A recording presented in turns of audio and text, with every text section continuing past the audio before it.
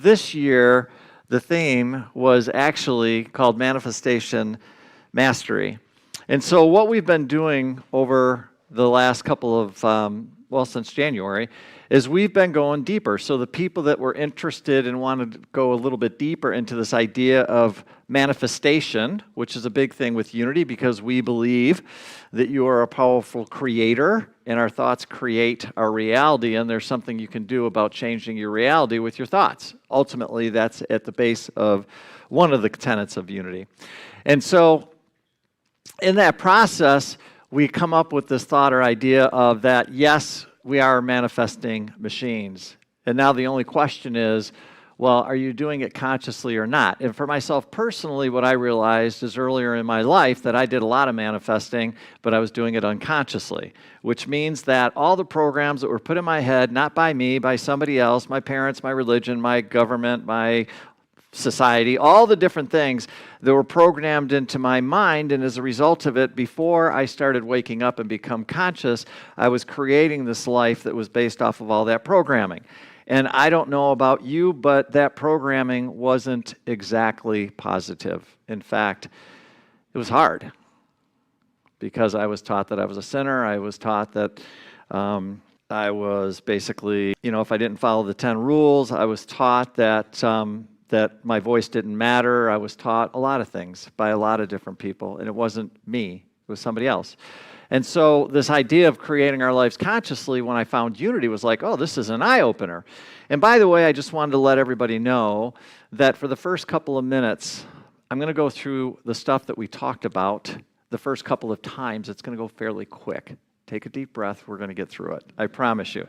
The other thing I wanted to say is I know some of you like to take a picture of some of the slides that I do. There's going to be a couple up here that you might want to take a picture of. I'm just letting you know that, okay? So anyways, are you doing it consciously or not? How many people who actually live their life consciously prefer to do it more so than the way that you used to do it? Show of hands. Yeah, good. Thank God. Yes, living your life consciously is pretty cool, and you can do it. Really, you can do it. So, one of the 5 principles of Unity is we are co-creators with God, creating our reality through our thoughts held in our mind. And that's what we believe. That's what the Fillmores believe. And if you really do a deep dive into metaphysics, you would find out that even Jesus taught the same lessons. He really, really, really did. And so did some of the other masters as well. So we talked about this idea of creating our own reality, and then we talked about, cool, what are the tools that we can use to do that? And so we spent some time talking about those, and we came back up for just a half a second, and we talked about this idea about powerful creation, which is where we take substance, and then it's added directive power. And for all of you that were here, you know what I'm talking about. For those of you who won't, you're like, what is he talking about? So real quickly, substance, when we talk about substance, what is it? It's basically the spiritual essence out of which all things are made. I loved it when I was going through the ministerial program. Somebody said this and it just stuck with me. Substance equals spiritual Play-Doh. I love that. I love that. It's invisible, but it's always there. It's limitless. It can be formed for anything and meet any need. It can manifest in many ways. So there's a lot of stuff that you can do with spiritual substance, but it's always there. Wow, that's kind of cool. Well, then tell me about what is this directive power, because I don't exactly understand it. So Fillmore says, life in and of itself is not itself intelligent. It requires directive power of any entity that knows where and how to apply its force in order to get the best results. So I just want you to imagine for a half a second that we've got this stuff called spiritual substance. It's there, but it really can't do anything unless it's directed. How is it directed? By you. By me. That's how it's directed, through our thoughts and our emotions and our words and our actions. That's how we use directive power. Our thoughts, our emotions, our words, our actions. So when I take this combination of spiritual substance that's just there, waiting for us to use, and then I apply directive power to it through our thoughts, our emotions, our words, and our actions, and all of a sudden, guess what we get? Creation. That's how it works, right? So, we talked about that, but then we came up with this idea. It's like, hey, what about, like, how though? How does it really, really, really, really work? And so we came up with this idea, this manifestation blueprint, and we went back to Myrtle. Myrtle Fillmore, for those of you that don't know, was really, she's where it all started. And she started the process of healing herself, and we'll talk about that in just a second. But her blueprint we talked about, and again, I'm going to go through this fairly quickly. And by the way, you can always go back and watch the videos where I spent 2 whole weeks talking about this stuff. But to make a long story short, we put them all together because in one instant, she did something that was pretty profound, and it created this entire movement called unity. And so she came up with this blueprint, and we talked about it. What was her blueprint? Well, she started off by making a decision. Nothing happens without us making a decision or setting an intention. She made a decision. She had tuberculosis. She had 6 months to live. And she said, wait a minute, I can sit here and die, or maybe there's a better plan. I think I'm going to go with the better plan. Then what did she do? She quit being a victim. Up until that point in time, woe is me, woe is me, woe is me, woe is me. Victim, victim, victim, victim. Right? She accepted who she truly was. She finally realized that she was a child of God. She then believed that everything she needed was inside of her. So she started going deep and doing some deep, deep meditation and deep study of truth principles. She believed she could change. So in other words, she let go of the thought that, well, I guess if this thing is going to happen, then I guess I'm going to die. And she said, wait a minute, that doesn't necessarily need to be the case. And she quit believing the lies that she'd been telling herself, that society had been telling herself, that everybody else had been saying about her. She said, stop. We're not doing that anymore. She understood her beliefs were creating a reality, and she began changing them. Oh, wow, she did that. She shifted her awareness. She did a mental and emotional inventory. She created new thoughts and ideas to replace the old ones. And then she continued to change her inner world until her outer world changed. She did what? Hold on. Slow down for just a second. She changed her inner world. What is your inner world? What is that? It's all the beliefs that are sitting there running in the back of your head. And I'm just going to tell you this, that 95% of those are unconscious, which means what? You're not aware of them. Wait a minute. Let me get this right. This thing called my unconscious mind or my subconscious mind is running my reality, and 95% of what I believe, I don't even know I believe it. Yes, till you decide to do something about it. And then all of a sudden you can start to change things. So that's what Myrtle's, the blueprint. That's how she did it, right? So then we spent some time talking about, well, that's great when you start to apply these principles and things start showing up, but then what happens when they don't show up? Because I don't know about you, but anybody that starts practicing this stuff, you'll see some things show up, it's fairly easy, but then all of a sudden you hit some roadblocks or things don't show up and you're sitting there going, why? I don't understand. Why is this not happening? I'm applying all the principles that I've been taught. Why are they not showing up? Has anybody tried to apply truth principles and some things not show up in your life? Anybody that didn't put your hand up, you're lying. Let's practice truth principles. Let me just say that, okay? All right, so we hit roadblocks, and we talked about that. Because when we apply truth principles using substance and directive power, like I just mentioned, there should be something that Unity calls a demonstration. Demonstration is proving of a truth principle in one's body or one's affairs. That's what it is. So in other words, let me get this right. You're going to have the audacity, Mike, to sit there and tell me that if I actually practice truth principles, start applying these truth principles in my life, that I'm going to see stuff starting to show up. And my answer to you would be, well, of course it's going to, because if that wasn't the case, why bother? Why bother? And so when I'm practicing these truth principles, I'm just telling you, it's like I'm telling God, I'm telling the universe, I'm telling everybody, you're damn right I expect this stuff to show up. And I'm going to temper that just a little bit, but tell you that I honestly do release the results. So I don't get hung up on, like, well, it's got to look like that. I used to do that. But I do have an expectation. I do have an expectation when I start to work on things and start to manifest things. But ultimately, I put it into the hands of God, and what do? I say this or something better.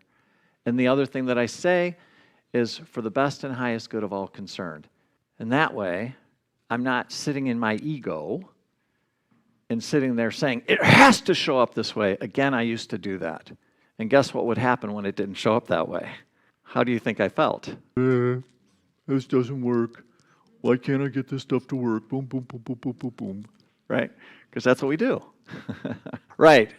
So, I started to ask, well, what happens? Why doesn't this stuff show up? It seems to be an error in their outworking. If there seems to be, it's because a misapplication on the part of the demonstrator. So in other words, do you think it's a problem with the truth principles? Wrong. Do you think it's a problem with God? Nope. It's something that I'm doing that's off. That's where it lands. And so when you look at that, then ultimately that begs the question, okay, well, where? What is it what's going on? And then we answered the question by saying stumbling blocks and obstacles that seem to be in the outer are primarily in the mind as thoughts and feelings. So what does that mean? It means that when you start practicing these truth principles and something isn't showing up, there's probably that's something going on in here, or a combination of both. Something is out of alignment with what's going on, what you're trying to manifest. And that's what's causing the delay. That's what's causing the problem, right? And so that brings us into the final lesson. I hope that wasn't too quick. Was that okay? Were we good with that? Perfect, good. I always want to check in. So that brings us into the final lesson, which is this, and that's living as a conscious creator. So in other words, what happens is, I just want you to hear this, that what happens is when you start to study metaphysically and all of a sudden you start to learn these different principles and you start applying them into your life, it's like, okay, cool, but what does that really look like on a day-to-day basis? And how do I become a conscious creator and make that a part of my life? Because what we're really doing is we're really starting to go and look at this understanding that, yeah, you are a spiritual being, and that there's stuff that you can do with that information, and you can start living as a conscious creator. And it's just like what all the masters have taught us in the past, and that's what it's about. So you actually start living as a conscious creator. And it sounds cool, but I want to know how you do that. Like, what does it look like to actually do that? And of course, I'm always going to go back to Myrtle.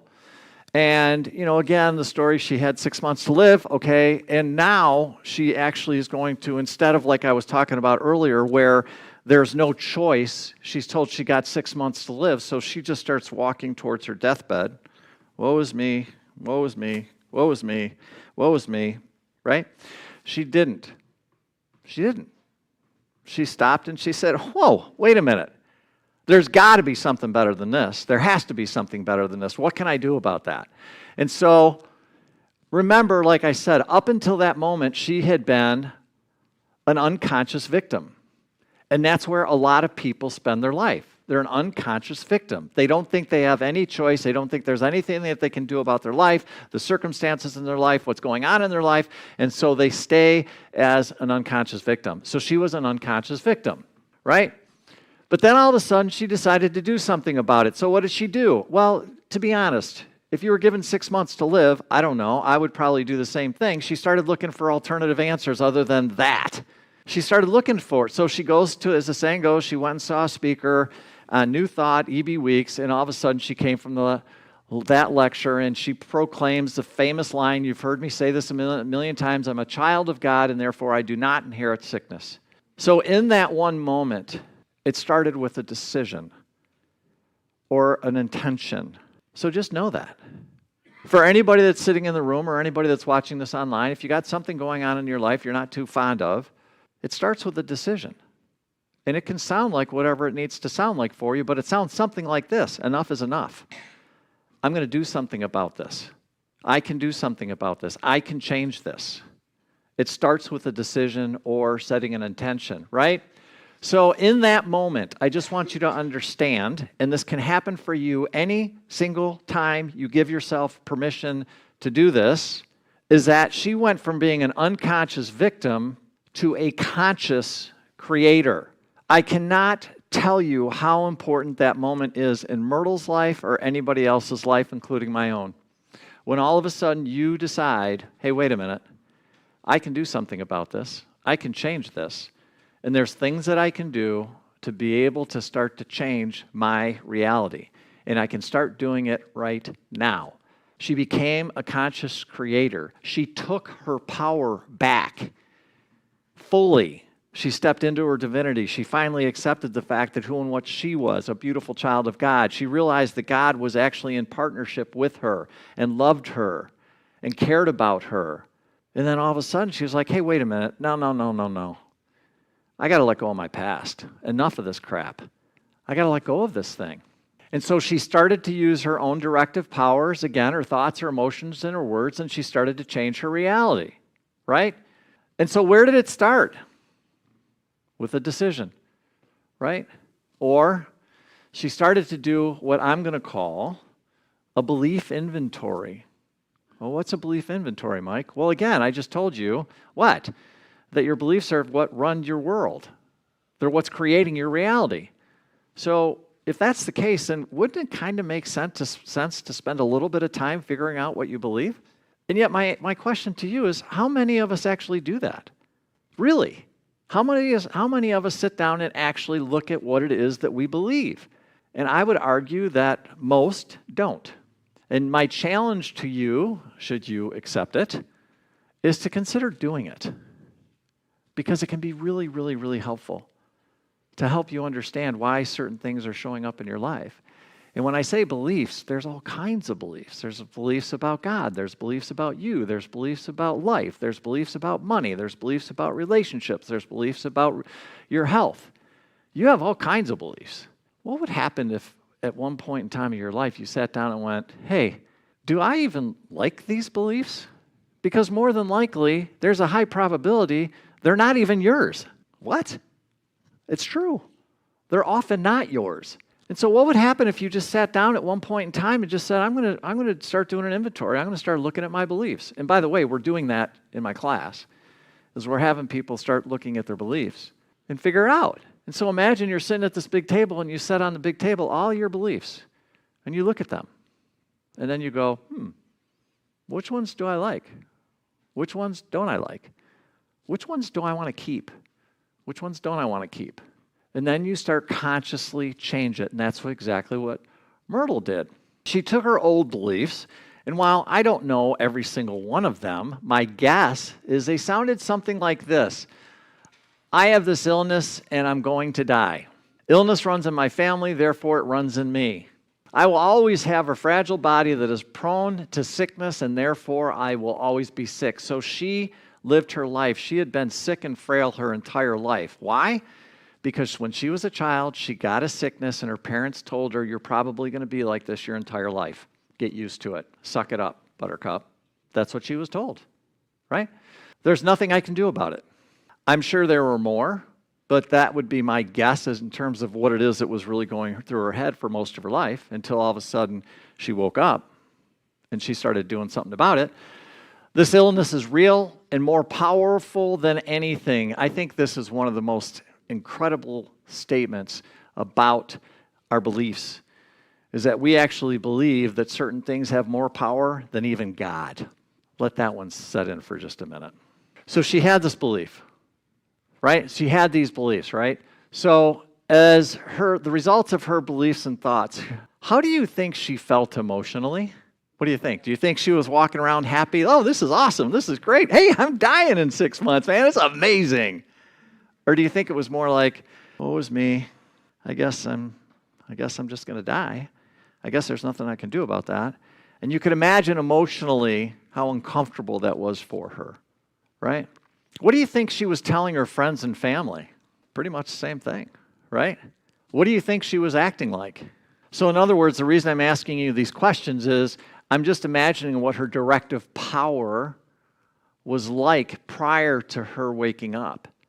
Her thoughts, her feelings, her words, her actions were probably not exactly in alignment with ultimately what they became. So in other words, she had to change them, right? Because think about that. Do you think her directive power was going towards what she really wanted or what she didn't want? What she didn't want. I'm going to say that again because I think each of us can learn a lesson here. When you got something that's going on that you're not too happy about, I'm just going to really challenge you to say, where's your power going? Is it going towards what you want more, or is it going towards what you do want more? And there's no judgment in that.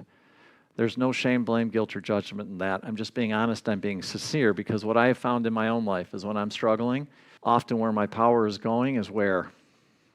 Right here, which is what I don't want.